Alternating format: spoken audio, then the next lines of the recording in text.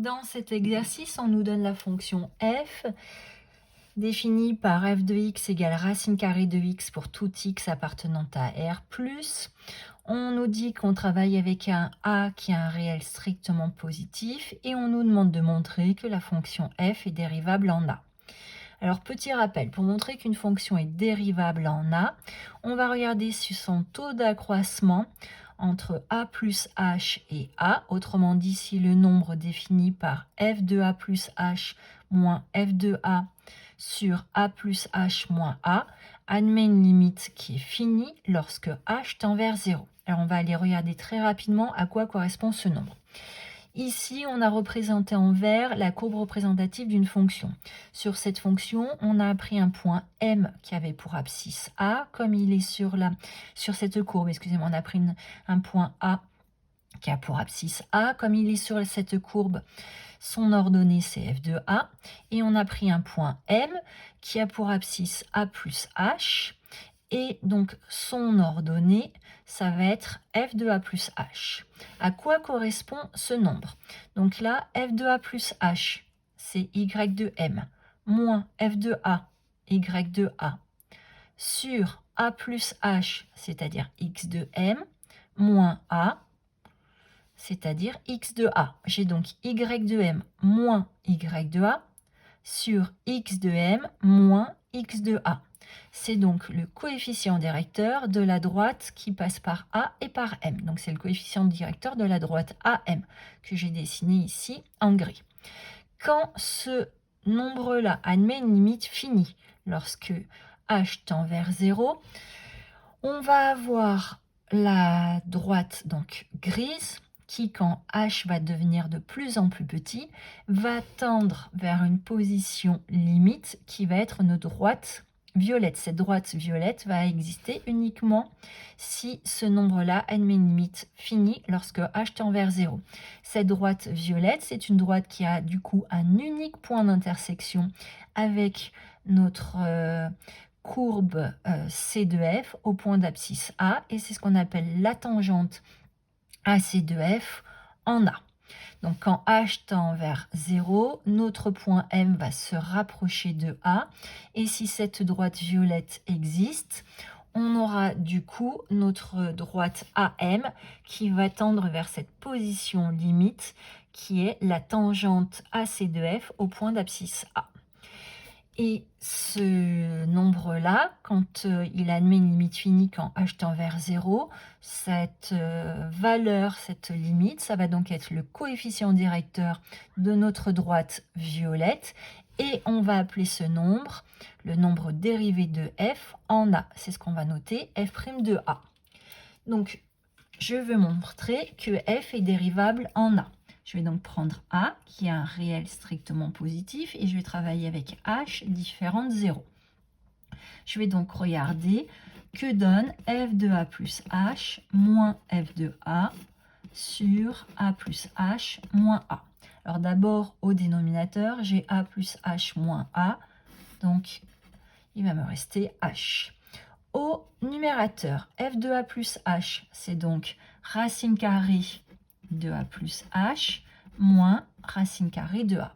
Et j'aimerais me poser la question, est-ce que ce nombre admet une limite quand h tend vers 0? Alors quand h tend vers 0, on voit que le dénominateur tend vers 0. On va regarder vers quoi tend le numérateur.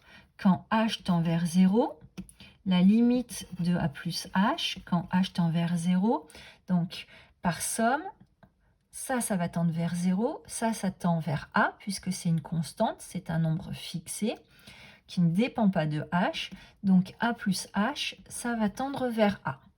Donc, la limite de racine carrée de a plus h, quand h va tendre vers 0, si ça tend vers a, racine carrée de tout ça, ça va tendre vers racine carrée de a. Et donc, mon numérateur va tendre par différence.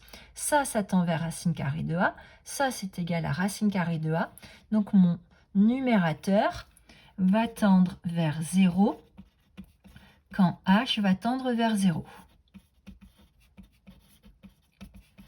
Mon numérateur va tendre vers 0. Quand h tend vers 0, mon dénominateur va tendre vers 0. Quand h tend vers 0, je tombe donc sur une forme indéterminée. Il va falloir que je lève l'indétermination. Donc, pour lever l'indétermination, là, il y a une astuce. Quand on travaille comme ça avec les racines carrées, l'astuce et la différence de racines carrées, c'est de multiplier le numérateur et le dénominateur par la partie conjuguée. Autrement dit, ici, j'ai racine carrée de a plus h moins racine carrée de a sur h. Le numérateur, je vais le multiplier par racine carrée de a plus h plus racine carrée de a. Comme ça, je reconnais ici la forme factorisée de la troisième identité remarquable. Je vais avoir racine carrée de a plus h moins racine carrée de a fois racine carrée de a plus h plus racine carrée de a. Ce sera la troisième identité remarquable.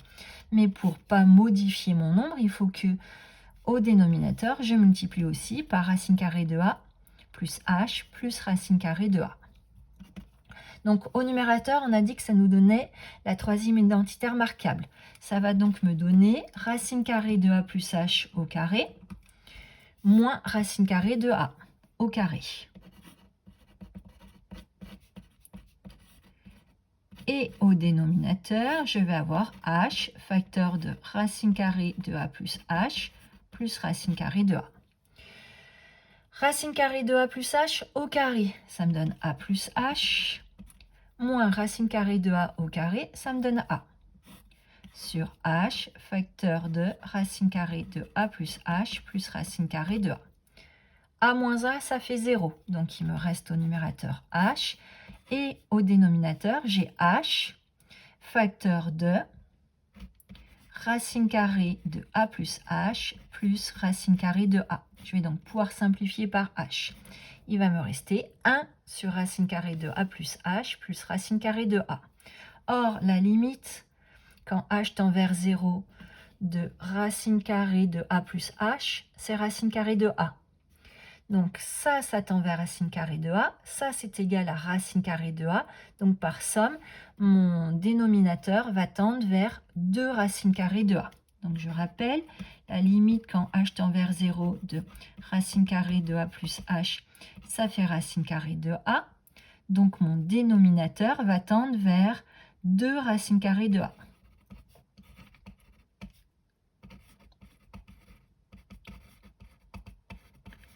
Et donc, par quotient,